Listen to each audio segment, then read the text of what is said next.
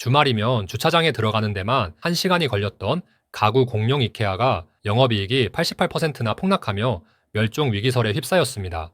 한때 대한민국을 뒤흔들었던 이케아 신화가 도대체 왜 10년 만에 흔들리고 있는 걸까요? 영원할 것 같았던 아성이 무너진 진짜 이유? 지금부터 파헤쳐 봅니다. 2014년 경기도 광명시에 그야말로 파란색 거대한 컨테이너 박스 이케아가 떨어졌습니다. TV 뉴스에서는 국내 가구 시장은 이제 다 망했다며 연일 대서특필했고, 기존 가구 업체들은 비상이 걸려 줄도산 공포에 시달려야 했는데요. 오픈 첫 해 매출만 무려 3,080억 원. 당시 업계가 예상했던 2천억 원을 비웃기라도 하듯 훌쩍 넘겨버린 수치였죠. 이케아는 그야말로 혁신 그 자체였습니다.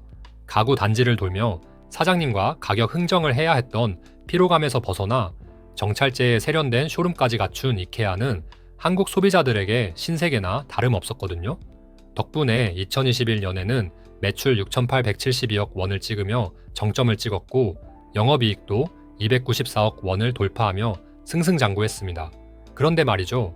영원할 것 같았던 이 파티가 불과 10년 만에 차가운 현실을 마주하고 있습니다. 최근 성적표를 보면 그야말로 어닝 쇼크 수준인데요. 2023년 영업이익이 전년 대비 무려 88%나 급감하더니 잠깐 회복하나 싶었던 2025년 회계연도에도 또다시 41%나 줄어들었습니다. 잘 나가던 이케아에 도대체 무슨 일이 생긴 걸까요? 사실 우리가 이케아의 발길을 끄는 진짜 이유는 아주 단순합니다. 솔직히 말해서 너무 귀찮고 힘들기 때문입니다.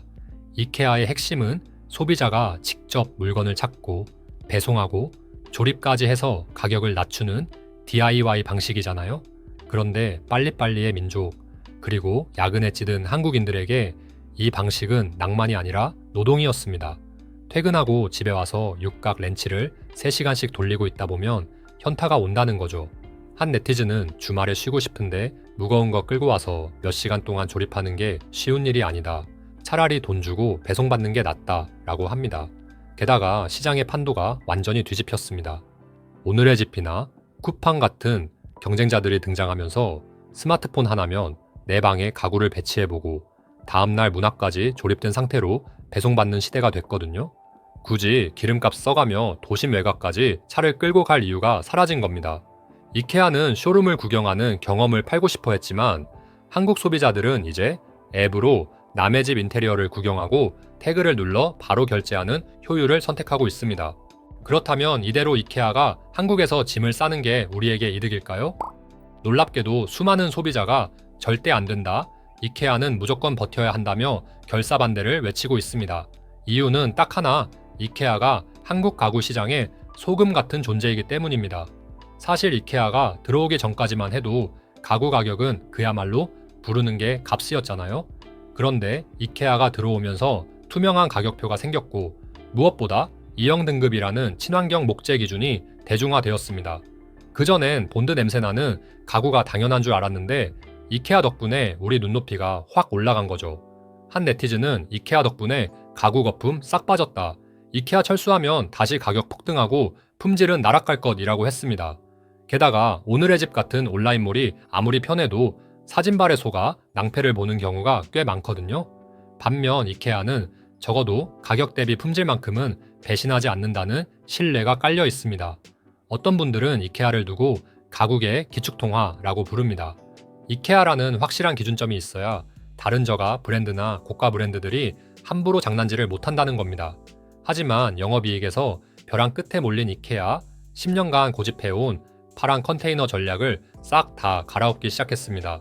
그동안 추진하던 계룡점 출점과 평택 물류센터 계획을 전면 백지화했는데요. 대신 선택한 건 다이어트와 침투입니다. 이제 교외의 거대한 창고 대신 사람들이 붐비는 백화점이나 도심 한복판으로 사이즈를 줄여서 파고들겠다는 건데요. 실제로 중국에서는 이미 대형 매장 7곳을 닫고 소형 매장 위주로 전략을 180도 바꿨습니다. 덩치 큰 공룡으로는 더 이상 살아남을 수 없다는 걸 글로벌 본사도 인정한 셈이죠. 하지만 한국 시장이 그렇게 호락호락할까요? 이미 배송부터 설치까지 당일 해결해주는 경쟁자들이 꽉 잡고 있는데 단순히 매장만 가까워진다고 해결될 문제는 아니란 말이죠. 한 네티즌은 설치까진 바라지도 않는다. 이 길 무료 배송만 돼도 매출 30%는 오를 텐데 한국에서 배송 느리고 비싼 건 치명적이다 라고 합니다. 가성비와 감성, 두 마리 토끼를 다 잡으며 화려하게 등장했던 이케아. 과연 그들은 한국인의 빨리빨리 속도전에 적응해 진화할 수 있을까요? 아니면 이대로 도태되어 역사 속의 브랜드로 남게 될까요? 불편해도 감성을 선택할 것인가? 아니면 비용을 더 내더라도 편리함을 선택할 것인가? 여러분의 선택은 어느 쪽인가요? 댓글로 의견을 남겨주세요.